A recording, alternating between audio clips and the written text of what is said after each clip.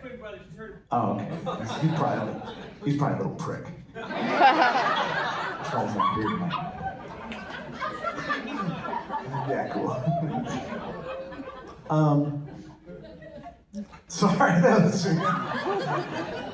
fucked up thing to say. I'm sorry. When I was a kid, we'd go to shows and like the artist would like drop F-bombs. She was my favorite part. I just thought that was great. Now I'm an asshole.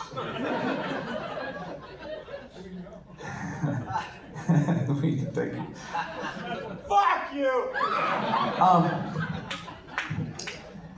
So after I'm like at loose ends, my stepmom, spends all of my college money, and I'm like back living at home again, and like with her, and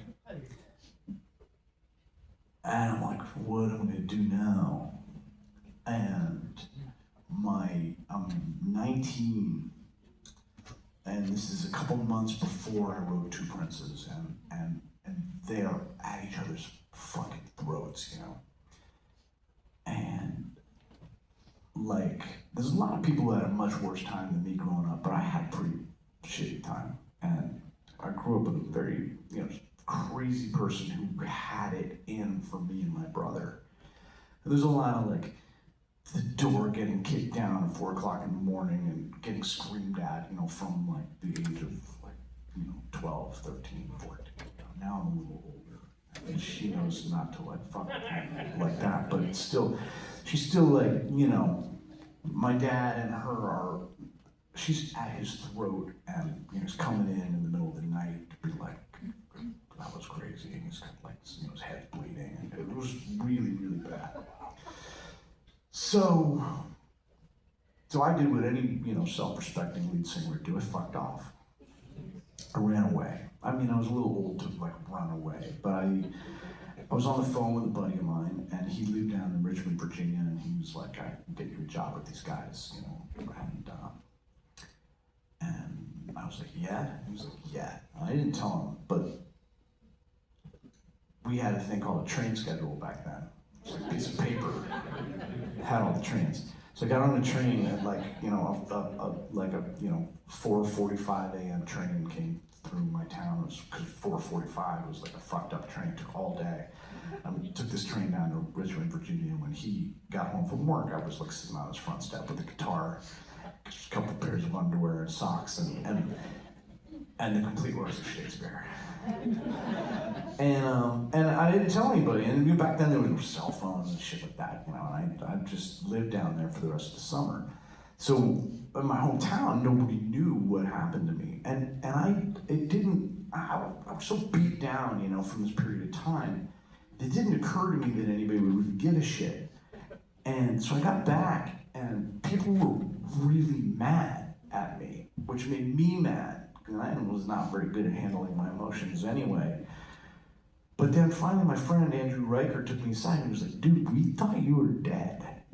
People thought you were dead, You can't do that. You can't just like go away and like not tell anybody where you are, because like they're mad because they love you. And that was the first time like in my life that I really like saw myself from the outside in a positive way. Like I knew I was a pain in the ass. I knew my stepmom wanted me the fuck out of the house. I knew that I was a problem at school. Like I knew that I was a problem, but I didn't know that I was also a solution, And so, I just want everybody in this room to know that no matter how bad you feel, that people fucking love you. People are thinking about you. People care about you. It matters that you are important to people.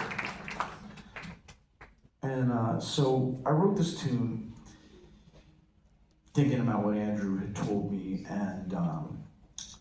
and it was the first song I ever wrote where I was like,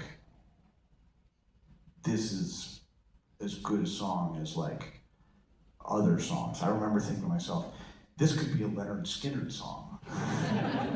This is as good as a Leonard Skinner song. When the train is slowing and the street light is on, when the bread that you've been eating is crumb gone,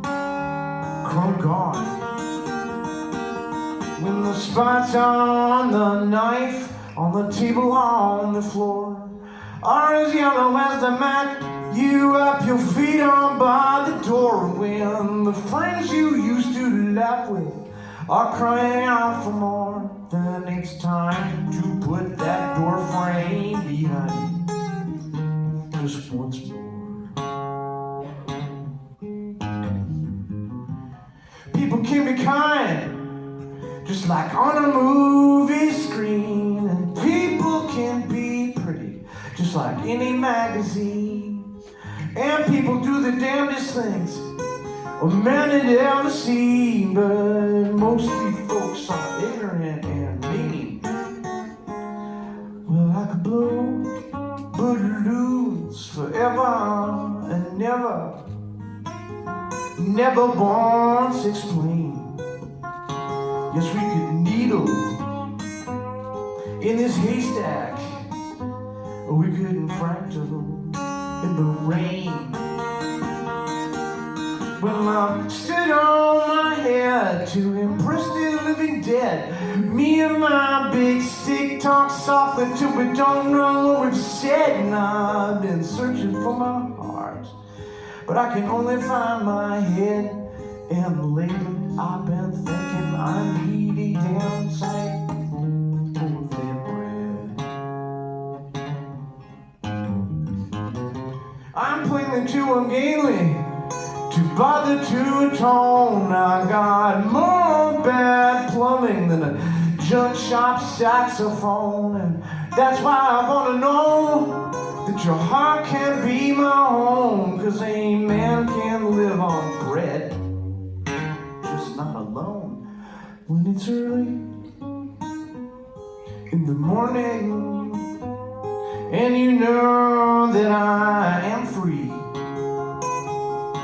when them walking blues is all I can hear, and the walking shoes is all I can see, when my fucking knife keeps shoving trouble and strife, and that mean old limping drummer man is making threats upon my fight. You know I'll stay at home just like a big old stone, because you're the sweetest portion of my life. You know I'll stay at home just like a big old stone, because you're the sweetest portion of my life.